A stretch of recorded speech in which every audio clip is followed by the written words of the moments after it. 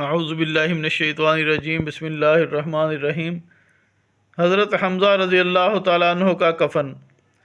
حضور اقدس صلی اللہ علیہ وآلہ وسلم کے چچا حضرت حمزہ رضی اللہ تعالیٰ عنہ غزوہ احد میں شہید ہو گئے، اور بے درد کافروں نے آپ کے کان، ناک وغیرہ اعضاء کاٹ دیے اور سینہ چیر کر دل نکالا اور طرح طرح کے ظلم کیے۔ لڑائی کے ختم پر حضور اکرم صلی اللہ علیہ وآلہ وسلم اور دوسرے صحابہ رضوان اللہ علیہم اجمعین شہیدوں کی لاشیں تلاش فرما کر ان کی تجہیز و تکفین کا انتظام فرما رہے تھے کہ حضرت حمزہ رضی اللہ تعالیٰ عنہ کو اس حالت میں دیکھا۔ نہایت صدمہ ہوا اور ایک چادر سے ان کو ڈھانک دیا۔ اتنے میں حضرت حمزہ رضی اللہ تعالیٰ عنہ کی حقیقی بہن حضرت صفیہ رضی اللہ تعالیٰ عنہ تشریف لائیں کہ اپنے بھائی کی حالت کو دیکھیں۔ حضور صلی اللہ علیہ وآلہ وسلم نے اس خیال سے کہ آخر عورت ہیں، ایسے ظلموں کے دیکھنے کا تحمل مشکل ہوگا، ان کے صاحبزادہ حضرت زبیر رضی اللہ عنہ سے ارشاد فرمایا کہ اپنی والدہ کو دیکھنے سے منع کرو۔ انہوں نے والدہ سے عرض کیا کہ حضور صلی اللہ علیہ وآلہ وسلم نے دیکھنے کو منع فرما دیا۔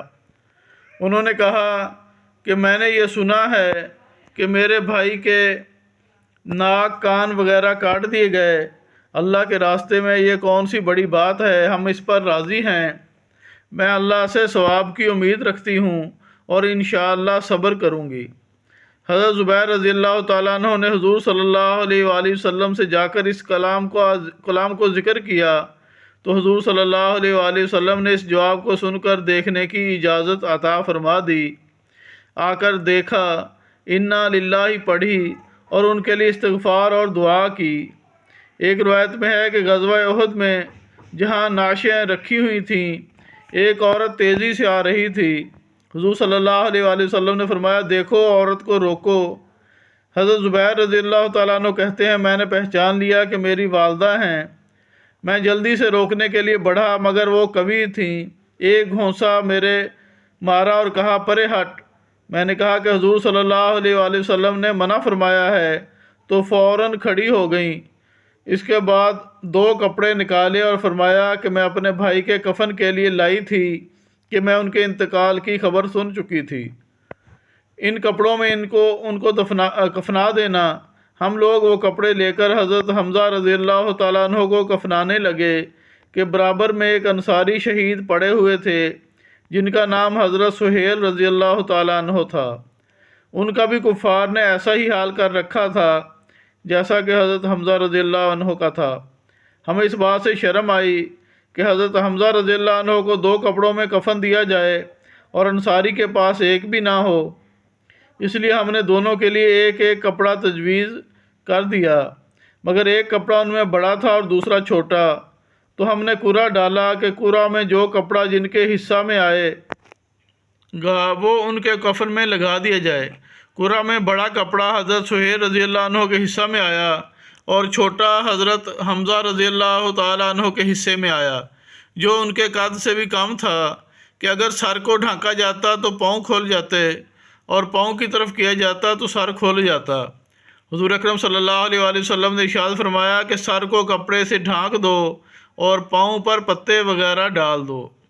ابن سعد رضی اللہ عنہ کی روایت میں ہے کہ حضرت صفیہ رضی اللہ تعالیٰ عنہ جب 2 کپڑے لے کر حضرت حمزہ رضی اللہ تعالیٰ عنہ کی نعش پر پہنچی تو ان کے قریب ہی ایک انصاری اسی حال میں پڑے ہوئے تھے، تو ایک ایک کپڑے میں دونوں کو کفن دیا گیا۔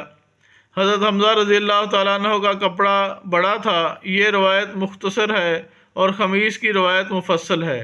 فائدہ: یہ 2 جہاں کے بادشاہ کے چچا کا کفن ہے، وہ بھی اس طرح کہ ایک عورت اپنے بھائی کے لیے 2 کپڑے دیتی ہیں، اس میں یہ گوارا نہیں کہ دوسرا انصاری بے کفن رہے۔ ایک ایک کپڑا بانٹ دیا جاتا ہے اور پھر چھوٹا کپڑا اس شخص کے حصے میں آتا ہے جو کئی وجہ سے ترجیح کا استحقاق بھی رکھتا ہے۔ غریب پروری اور مساوات کے دعوے دار اگر اپنے دعووں میں سچے ہیں تو ان پاک ہستیوں کا اتباع کریں جو کہہ کر نہیں بلکہ کر کے دکھلا گئے۔ ہم لوگوں کو اپنے لیے ان کا پیرو کہنا بھی شرم کی بات ہے۔ وآخر دعوانا الحمد للہ رب العالمین۔